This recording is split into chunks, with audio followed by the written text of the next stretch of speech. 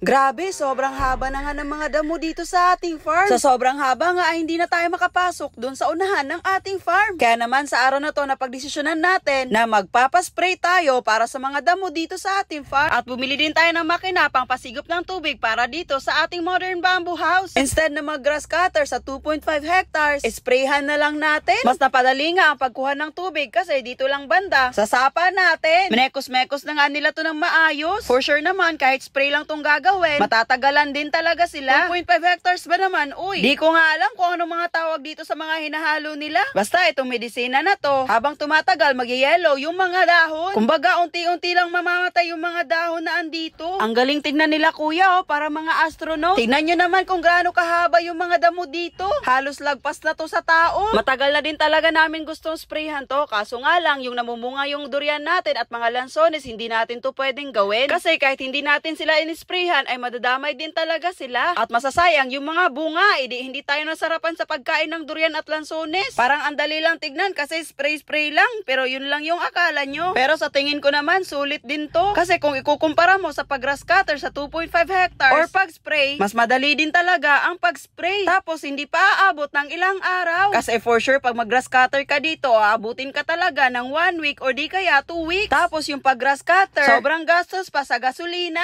Ang nagastos kasi natin dito sa spray na materials ay 1,400 pesos. Tapos sa labor naman ay 400 per drum. 2 drum nga yung nagamit sa pag-spray dito sa ating farm. Grabe no, sobrang dami. Hindi din talaga to kaya if gugunahin natin to dito. Siguro makakaya natin if marami na talaga tayong time. Pero as of now, para hindi tayo mahirapan, ito lang muna. Ang kaibahan nga lang din sa pag-grass cutter at pag-spray, pag nag-grass cutter kahit magastos, agad-agad malinis na yung paligid. Kasi putol na agad yung mga damo. Compare dito sa pag-spray, maglalaan pa talaga ng ilang araw para mamatay yung mga damo. Pero roots talaga yung titirahin. Para sa inyo, ano sa tingin nyo yung mas maganda? Sinali na nga sa pag-spray dito sa ating fish pond kasi tignan nyo naman yung damo dyan, no? Sana nga ay maging okay na yung tubig natin dito para masimulan na natin tong fish pond natin. 4 months na din tong fish pond natin pero hindi pa rin nalalagyan ng mga fish. Pero okay lang kasi may right time naman talaga sa lahat. Hindi natin pwede ipilit kung ayaw pa talaga kasi mafo-frustrate lang tayo at masistress. Basta kami gumawa na kami ng solusyon para dito. Kaso nga lang nade-delay talaga. Aminin namin, minsan nawawalan kami ng gana kasi nga may mga plano kami na gusto na namin mangyari kaso nga lang ang panahon o di kaya sitwasyon ay ayaw talaga. Kaya in a long run, hinayaan na lang muna namin. Kung ano lang yung pwede namin gawin at kaya namin gawin ngayon, yun lang muna. Mahirap pilitin ng isang bagay. Baka kasi ito pa yung maging cause na malaking problema. Pagkatapos nga mag-spray nila kuya ay may nag-set up din sa binili natin na pangpasigop sa tubod natin. Sana nga ay mag-work ito para hindi na tayo mahirapan sa tubig natin dito. Itong pampasigop na to nangangailangan ng kuryente. Buti na lang pinapakunik pa tayo ng kapitbahay natin. Kung hindi,